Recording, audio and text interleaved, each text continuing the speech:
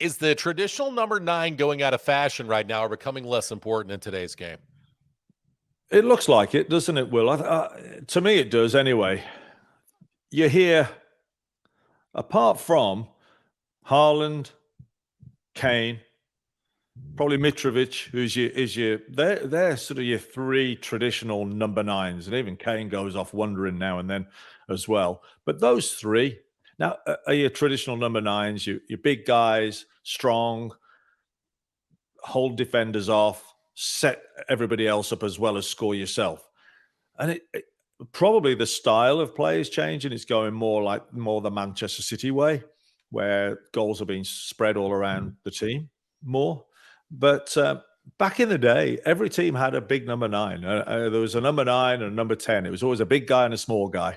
It was a partnership up front. Often it was a 4-4-2 or a 4-3-3, but and they'd rotate it. But it was often a big guy, small guy, centre forward, number 9. Now everybody apart from where you look at the top 4 or 5 clubs down, they're all playing great soccer. But what's everybody missing? Someone who can stick the ball in the net. Everybody, Wolves, Leeds, Bournemouth, you name it, Villa, whoever. They haven't got a prolific goal scorer, and everybody used to. You knew who their goal scorer was of that team. And yeah, now it looks like, I don't know if it's because the style's changing and it's less encouraged. Get the ball up to the big man early.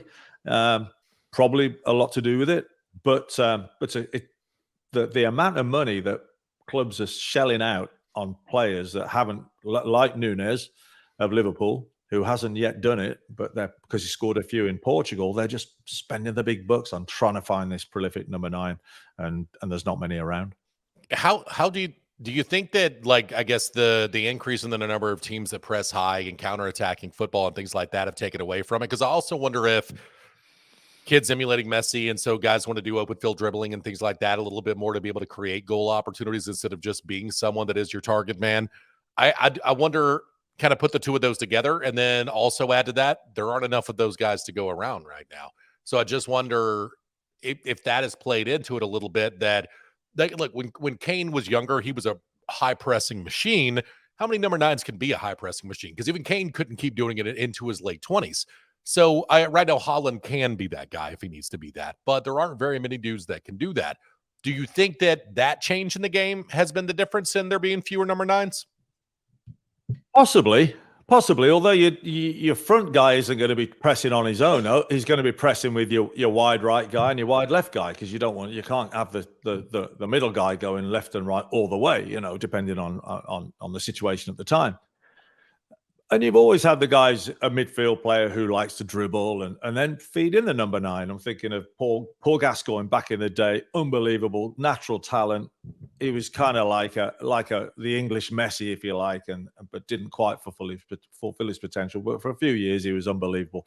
And he had Alan Shearer up ahead of him as a number 9, and he'd just play him in. Shearer didn't score less goals because that you can have them as well. But I don't know. I think the ball's encouraged to be on the ground more, and I don't know if it's gone so much the other way that the likes of Manchester City, for example, are ignoring the runs that Haaland's making now, and so people are questioning whether he's a good fit for Manchester City.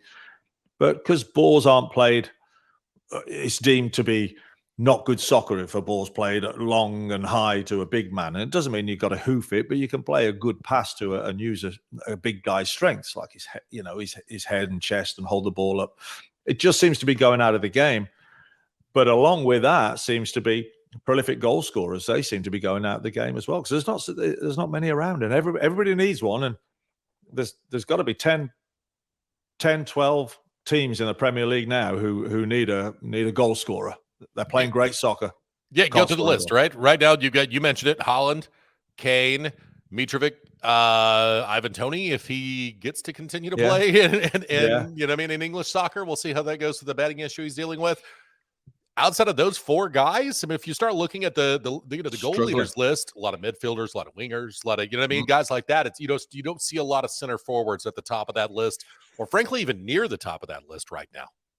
No, and it used to be every team Had the guy. You could name them. You could name the big man, the main man, the goal scorer for every team. And I don't know what it is. Perhaps Callum Wilson's up there. He kind of fits the mold as well. Tony, yeah, but he's a lighter weight, number 9, if you like. He's not what you call a big guy, but yeah, he's up there and can score out of nothing. But yeah, it was, and I don't know why, because a combination of a big guy and a smaller guy, and I know it might sound antiquated, but it worked. You know, it worked. Big guy can occupy your Virgil van Dijk and your Kevin Keegan. This is really going back. John Toshak, Kevin Keegan of Liverpool. Toshak was your big guy, knocked it down for Kevin Keegan, and it was just it was a repeat, you know, every game. And yeah, it worked. But it's going out the game. Game's changing, I guess. So just got to keep looking for those attacking midfielders and the smaller forwards just to keep rotating and switching where they play and trying to get the goals that way.